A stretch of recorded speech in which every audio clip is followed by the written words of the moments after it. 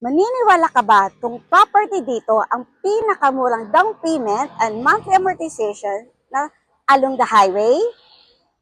Maniniwala ka ba na in just 3 to 6 months ay makalipat ka na sa unit mo?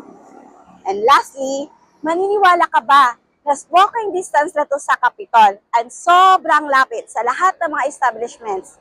Then, welcome to your future home, Paragon Village. Hey, hey, hey, hey, hey, hey, hey, hey. Hi, I'm Manilyn Garrido, your trusted real estate salesperson from Dreamhouse Realty. Magandang araw mga ka-Dreamhouse, another house tour naman tayo dito sa Paragon Village. Ipapakita ko po sa inyo yung model unit as an actual turnover. By the way, Paragon Village po, which is here located in Barangay Caboclo, Trece, Cavite. And good news guys, magkakaroon po tayo ng reopen. Kung kaya ikaw ay naghanap ng inner unit, corner unit, or end unit, ay perfect time to invest this property. Okay, let's start the house tour guys. So ito po yung magiging actual turnover na magiging unit mo. The floor area is the 44 square meter where the lot area is 36 square meter po. So as you can see, this is your front yard. Around 1 to 1.5 meters po ang space mo dito sa harap. Pwede mo po siya gawin for future na gawin po ng store or parkingan ng motor mo. Yon, pwede po. Then as you can see, dito sa second floor, pwede mo po siya i-extend para po magkakaroon ka like balcony. Pwede yan. Okay, check natin yung sa loob. Then, yun, yung actual turnover natin, yung pintuan natin is made of wood na. So again, this is the actual turnover. As you can see guys, bird type. So wala po siyang pintura, wala pong tiles. So ang kagandahan po dito, pag bird type turnover, is nasusunod yung mga desired mong colors, desired mong designs. So yun, yung kagandahan dito. Mostly, especially, makakatipid ka at the same time. So yung floor natin, as you can see, yun, smooth cement finish na.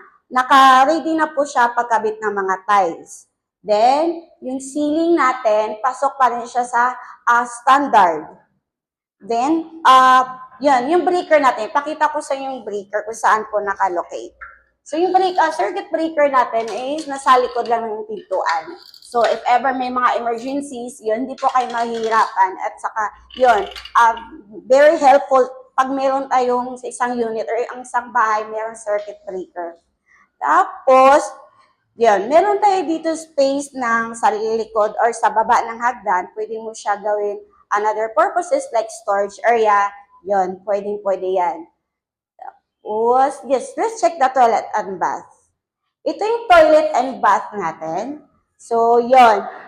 Partially, naka-tiles na po siya. Meron na din po siyang lavatory, bowl with flush.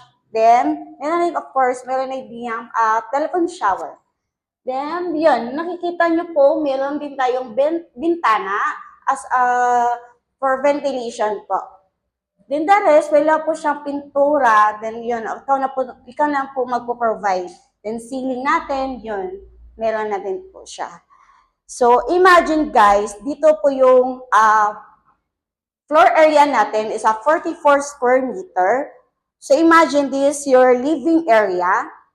Then nakakabit dito yung TV mo or any designs or ano po. Tapos dito naman yung magiging kitchen mo. So yun ang maging future na design or mga desired na gusto mo pag actual turnover is bird type. Yan, check naman natin yung likod mo.